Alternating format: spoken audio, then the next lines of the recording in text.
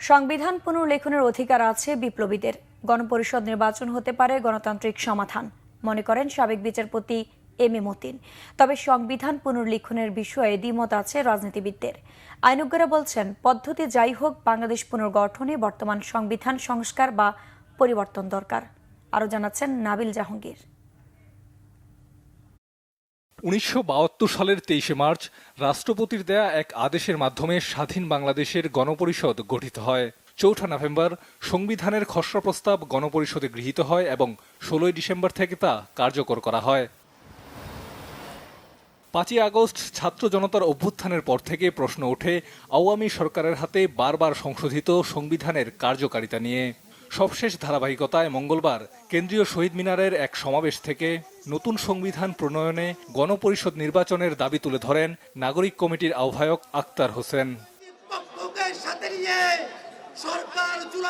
বিপ্লবী ওয়ার্কার্স পার্টির সাধারণ সম্পাদক সাইফুল হক জানালেন, সংবিধান সংস্কারের বিষয়ে এক ধরনের রাজনৈতিক ঐকমত থাকলেও পুনর্লিখনের বিষয়ে ভিন্নমত রয়েছে রাজনৈতিক দলগুলোর।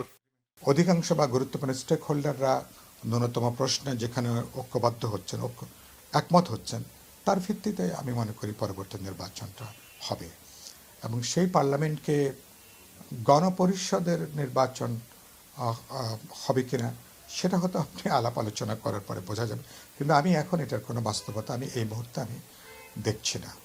সুপ্রিম কোর্টের সিনিয়র আইনজীবী সৈয়দ মামুন মাহবুব বলছেন, গণপরিষদ নির্বাচন কিংবা আইনসভা পদ্ধতি যাই হোক, ভবিষ্যতের বাংলাদেশ বিনির্মাণে সংবিধানের ব্যাপক পরিবর্তন প্রয়োজন।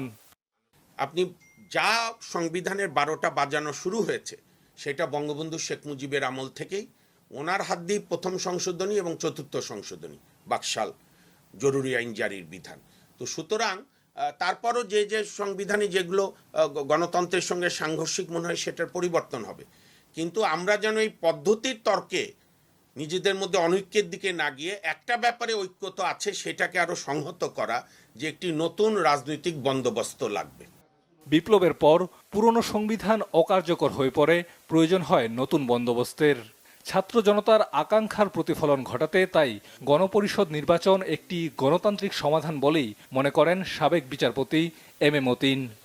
তারা যখনই একটা সাকসেসফুল রিভলিউশন হয়, তখন যারা রিভলিউশনটা করে তারা যদি ব্যর্থ হয় তারা তো ফাঁসিতে ঝুলবে, যারা সাকসেসফুল হয় তখন তারা এটা লিগ্যাল বডি হয়ে যায়, তার নিজেরাই আইনের উৎস হয়ে যায়।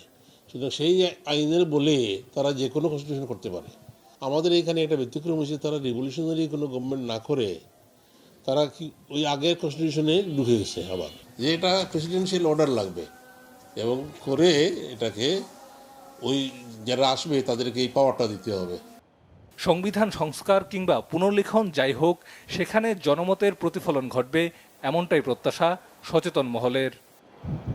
নাবিল জাহাঙ্গীর, বাংলা ভিশন, ঢাকা।